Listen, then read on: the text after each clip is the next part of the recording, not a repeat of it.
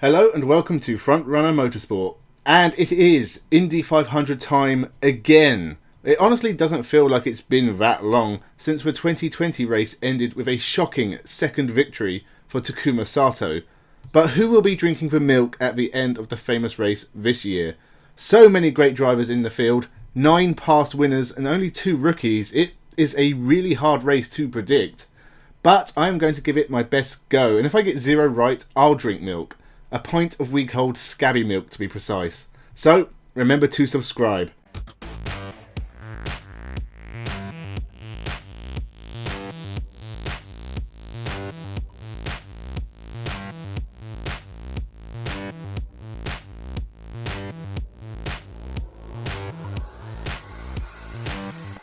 Welcome to Frontrunner Motorsport.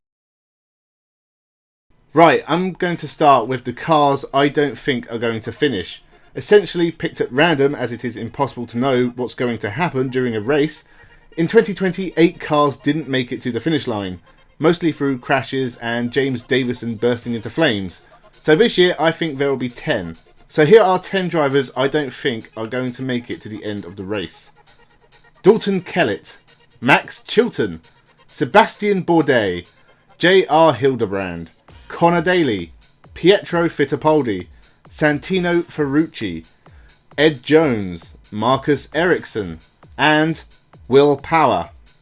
Reasons? I don't really have any reasons, and I'm not guessing them in order, but I think this is your bottom 10, your 24th to 33rd. Sorry if one of your favourite drivers is down there, but that's just the way it goes. In my head, anyway. Honestly, it's a circus full of clowns in there. Anyway, on to the rest of the list. 23rd, Sage Karam.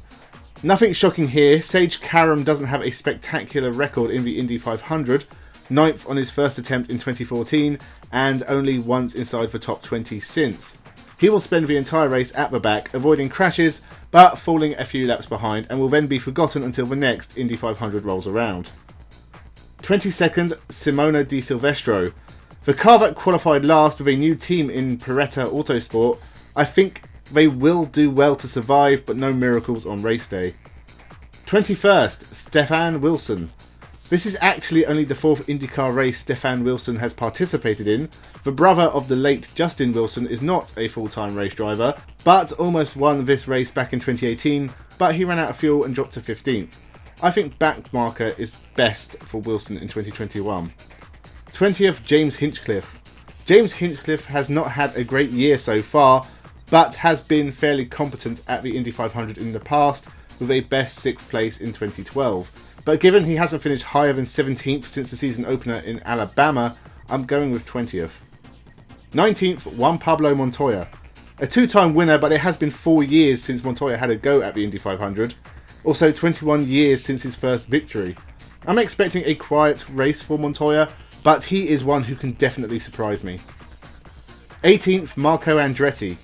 The 2020 pole sitter is now semi-retired and coming back for just the Indy 500. He's had 4 podiums but no wins, and ran well last year, but I can't see him being higher than 18th. 17th, Felix Rosenqvist.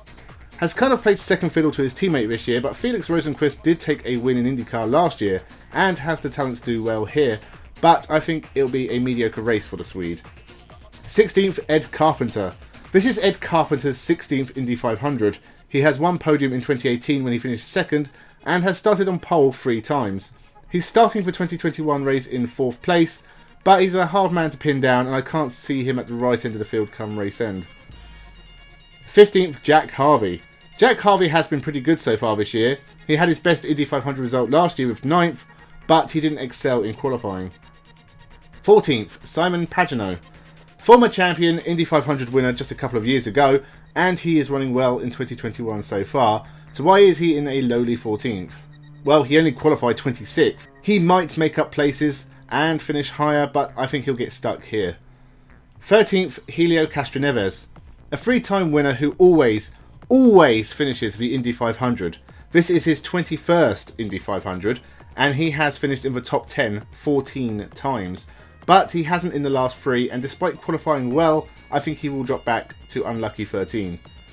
12th, Scott McLaughlin. He's taken to IndyCar like a duck takes to water, but I think this is going to be a tough test for the New Zealander. He is ultra talented and has already proven he's capable of a shock result, but I think 12 is sensible. But sensible is boring, so I'm open to surprises. 11th, Rinus VeeKay. Took his first IndyCar win last time out and has qualified well for the Indy 500. He's having a good year as well. He dropped down to 20th last year and I think he'll drop back again, but not as far as last time. 10th, Ryan HunterReay. Another former Indy 500 winner and IndyCar champion, but that success was a long time ago. He hasn't won a race since Sonoma 2018, but has done consistently well in the last few Indy 500 races, and I think he'll be able to break the top 10 again in 2021. 9th, Tony Kanaan. Another very experienced runner in the Indy 500 and another past winner and another past IndyCar champion. Seems to be a lot of those in this field. Kanaan is a very good driver, he's qualified well, so I think 9th. 8th, Graham Rahal. Graham Rahal is in the form of his life right now. He's only finished outside the top 10 once in the last 10 races, but he hasn't had a lot of success at Indy. He did finish 3rd last year and he is very consistent, so I'm going with 8th. 7th, Colton Herta. Colton Herta has already done well to qualify 2nd and performed well at last year's Indy 500, finishing 8th. He's a very talented young driver who has already taken 4 wins in his short career. He could be a threat, but I think he's going to drop back from the front slightly. 6th, Takuma Sato. Sato is in danger of becoming something of an Indy 500 specialist. Something I never thought I'd say, but the 2-time winner of the Indy 500, apart from his wins and a podium in 2019, doesn't actually have a very good record in this race, spending the other 8 attempts outside the top 10. But he seems to have it down these days and can score a good 6th place. 5th, Patricio O'Ward. Took his first win in Texas and has been rewarded with a McLaren Formula 1 test drive later this year, so he has that going for him, and I think he will do well here. He finished 6th last year and will go one better in 2021. 4th, Joseph Newgarden. I said in my IndyCar preview video that I thought this could be the year Joseph Newgarden finally wins the Indy 500. And now I'm changing my mind. He qualified 21st, which doesn't make it impossible to win but makes it harder. But he is always up there and always consistent. He's gotten over his bad start to the year and is already climbing up the leaderboard. If Newgarden wins, I'll be livid with myself for changing my mind, but I'm going 4th, just missing out on a podium. He has only had 1 podium at the Indy 500 and never for Team Penske, so yeah, 4th. 3rd, Scott Dixon. Controversial as Scott Dixon is definitely the man to beat, taking his 4th Indy 500 pole. It amazes me he's only won this race once before, back in 2008. But the reigning IndyCar champion is on a roll right now and it's going to be tough to beat. But given that he usually doesn't win at Indy, I'm going 3rd. 2nd, Alex Palou. Took his first win this year and is currently 2nd in the standings. Alex Palou is having a great year except for that massive crash in practice. He did only finish 28th last year, but that was because he crashed. If he can avoid that and continue his good form, then the Spaniard could do well. Better than Fernando Alonso ever did anyway. 1st, Alexander Rossi. Maybe a controversial choice, but Rossi usually does well in the Indy 500. He won his debut Indy 500 from 11th on the grid, and in 2021 he starts from 10th. He crashed last year and will want to come back stronger, and he also really needs to kickstart his season.